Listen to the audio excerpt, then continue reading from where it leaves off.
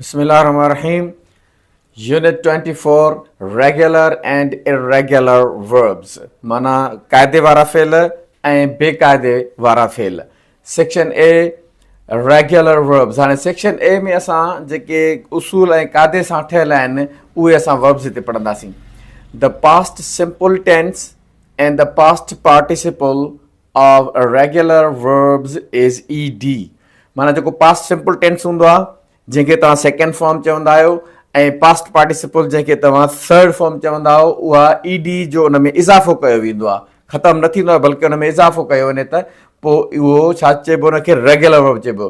जीअं ॾिसो क्लीन आहे त इन जी पास्ट टेंस ऐं पास्ट पार्टिसिपल यानी सेकेंड एंड थर्ड फॉर्म थींदी क्लीन्ड, ईडी जो इज़ाफ़ो कयो वेंदो.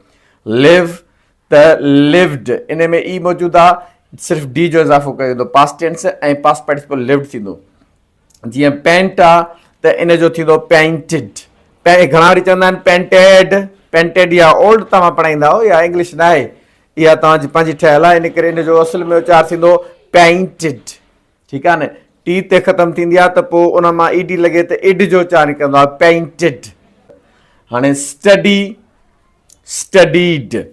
हाणे जेकॾहिं वाए ते ख़तमु थियो आहे त उन खां पोइ उन वाए खे आए सां तब्दील करे पोइ ईडी जो इज़ाफ़ो कयो वियो आहे. इहे स्पेलिंग रूल्स आहिनि हिननि जा. ठीकु आहे. हाणे पास्ट सिंपल टेंस यूनिट 11 में पोइ हिते असां पढ़ी आया आहियूं. उहे यूनिट वरी तव्हां यूट्यूब ते ॾिसंदव. जीअं जुमिलो आहे आई क्लीन्ड, पास्ट सिंपल टेंस आहे. माई रूम यस्टरडे, मां कल्ह पंहिंजो कमरो साफ़ कयो. Chris studied engineering at university, Chris यूनिवर्सिटीअ में इंजीनियरिंग पढ़ियो, माना इंजीनियरिंग यूनिवर्सिटी में हू पढ़ियो. हाणे पास्ट पार्टिसिपल जेका आहे उहा हिकु त परफेक्ट टेंस में इस्तेमालु थींदी आहे, ॿियो वरी जेको आहे सो पेसिवाइस में इस्तेमालु थींदी आहे. हाणे परफेक्ट टेंस में कीअं थींदी, प्रेज़ेंट में हैव हैज़ खां पोइ पास्ट पार्टिसिपल वारी सूरत इस्तेमालु थींदी जंहिंखे थर्ड फॉर्म चइबो आहे. जीअं ॾिसो चए थो न प्रेज़ेंट परफेक्ट में यूनिट्स जेके आहिनि 15 to 18 माना 15 यूनिट खां वेंदे 18 यूनिट ताईं इहे परफेक्ट टेंस जा यूनिट्स आहिनि. परफेक्ट में उहे जुमिला होॾे लिखियल आहिनि. हिकु ॿ मिसाल तौर ते ॾिनल आहे I have cleaned my room, यानी मां पंहिंजो कमरो साफ़ कयो आहे, मां पंहिंजो कमरो साफ़ करे छॾियो आहे, मां पंहिंजो कमरो साफ़ करे चुको आहियां, मां पंहिंजो कमरो साफ़ करे वियो आहियां.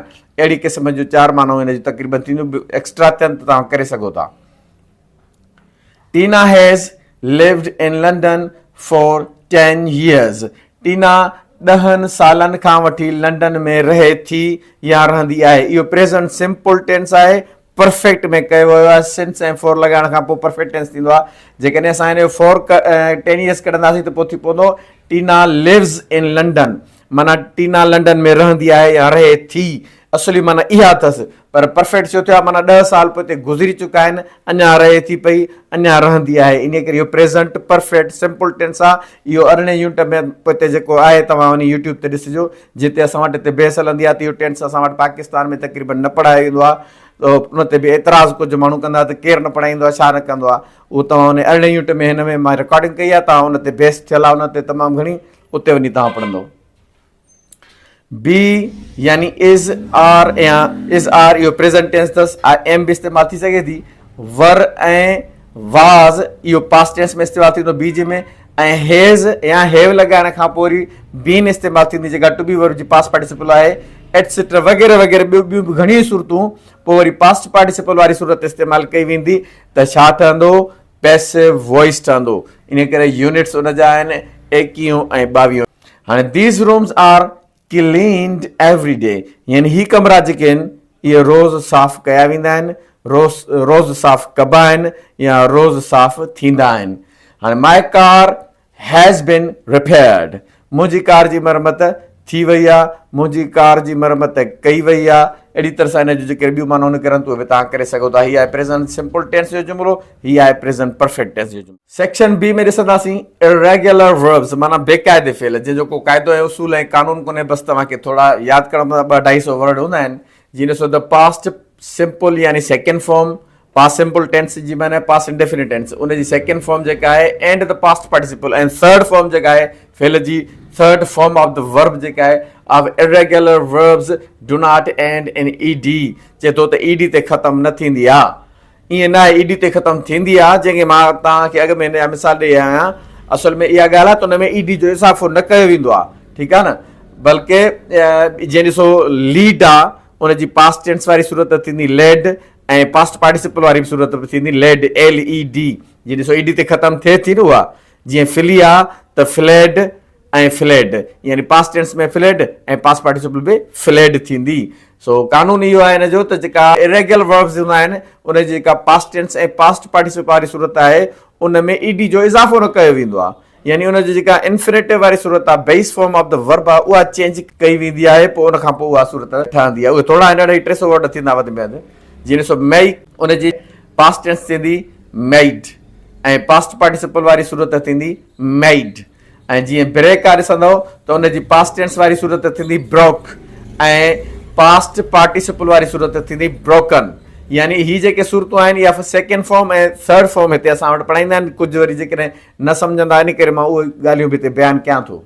जीअं कट आहे उन जी पास्ट टेंस वारी सूरत थींदी कट ऐं पास्ट पार्टिसिपल वारी सूरत बि साॻी कट थींदी। इहो इरेगुलर वर्ब्स आहे। हाणे हिननि में ईडी जो इज़ाफ़ो न कयो वेंदो आहे, यानी मेक्ड कोन थींदो, ब्रेक्ड न थींदो, कटेड न थींदो। इन करे इहे सूरतूं तव्हांखे यादि करणियूं पवंदियूं, अढाई टेस्ट थींदियूं आहिनि इहे। Sometimes the past simple and past participle are the same। कॾहिं कॾहिं छा थींदो आहे, जेको पास्ट सिंपल टेंस ऐं पास्ट पार्टिसिपल वारी सूरतूं ॿई साॻियूं थींदियूं आहिनि इरेगुलर वर्ब्स जे अंदरि। जीअं ॾिसो मेक आहे उन जी पास्ट टेंस वारी सूरत मेड थींदी, पास्ट पार्टिसिपल वारी सूरत बि मेड थींदी। जीअं फाइंड आहे उन जी पास्ट सिंपल टेंस वारी सूरत थींदी फाउंड ऐं पास्ट पार्टिसिपल वारी सूरत थींदी फाउंड। बाय आहे उन जी पास्ट टेंस वारी सूरत थींदी बॉट ऐं पास्ट पार्टिसिपल वारी सूरत थींदी बॉट। जीअं कट आहे उन जी पास्ट सिंपल टेंस वारी सूरत थींदी कट ऐं पास्ट पार्टिसिपल वारी सूरत बि थींदी कट। ॿई साॻियूं थींदियूं। अहिड़ा ॿिया बि 2-3 लफ़्ज़ आहिनि हिन में इंग्लिश में। I made a cake yesterday, कल्ह मां केक ठाहियो, सिंधी में असां पीस चवंदा आहियूं। इहो पास्ट सिंपल टेंस जो जुमिलो आहे। I have made some coffee, मां कुझु कॉफ़ी ठाही आहे या तयारु कई आहे या ठाहे आयो आहियां या ठाहे चुको आहियां। बटर इज़ मेड, हाणे बटर जेको सब्जेक्ट आहे हुन सां इज़ इस्तेमालु थी आहे हिते प्रेज़ेंट सिंपल टेंस में ठाहिण जे लाइ। पेसिव वॉइस में चए थो butter is made from milk, जेको मखणु आहे उहो खीर मां ठहंदो आहे या खीर मां ठाहियो वेंदो आहे या कढियो वेंदो आहे या निकिरंदो आहे। अहिड़ी तरह सां इज़ प्रेज़ेंट सिंपल टेंस में इस्तेमालु थी आहे हेल्पिंग वर्ब तौरु, ऐं मेक जी पास्ट पार्टिसिपल मेड इस्तेमालु थी आहे। Sometimes the past simple and past participle are different, यानी कॾहिं कॾहिं छा थींदो आहे, जेका पास्ट सिंपल टेंस वारी सूरत आहे ऐं पास्ट पार्टिसिपल वारी सूरत आहे इहा मटियल रहंदी आहे, यानी बेस फॉर्म खां इन्फिनेटिव खां। फॉर एग्जाम्पल मिसाल तौरु ॾिसो, जीअं ब्रेक आहे उनजो पास्ट टेंस थींदो ब्रोक ऐं पास्ट पार्टिसिपल थींदो ब्रोकन। जीअं नो आहे उनजी पास्ट टेंस थींदी न्यू ऐं पास्ट पार्टिसिपल थींदी नोन।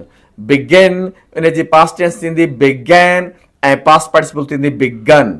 जीअं गो आहे उनजी पास्ट टेंस थींदी वेंट ऐं पास्ट पार्टिसिपल थींदी गॉन। जुमिला पढ़ूं, somebody broke this window last night, इहो पास्ट सिंपल टेंस जो जुमिलो आहे, यानी हीअ जेका दरी आहे उहा अलाए कंहिं भॻी आहे राति। इहो पास्ट जो माना बिफोर नाउ जी ॻाल्हि त कयूं, इन करे पास्ट जो आहे।